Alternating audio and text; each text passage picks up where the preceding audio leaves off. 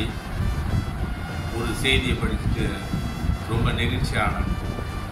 அப்படி என்ன செய்தி அப்படின்னா, குஜராத்தில் சீத்தல் மோதி அப்படின்றவங்க தான் கூட பிறந்த தம்பி மூளை வளர்ச்சி இல்லாமல் நோய்வாய்ப்பட்டிருக்கிறாரு.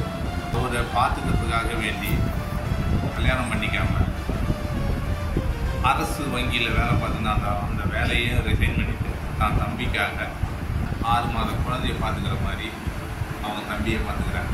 ஒரு ஃபங்க்ஷனுக்கோ இல்லை ஒரு நல்ல விஷயத்துக்கோ இல்லை எதுனா ஒரு நம்ம சொந்தக்காரங்க வீட்டுக்கு போனால் கூட ஒரு மணி நேரம் அந்த ஃப்ரீ மைண்டோட டைம் ஸ்பெண்ட் பண்ணுறதுக்கே ரொம்ப கஷ்டப்படுறோம்.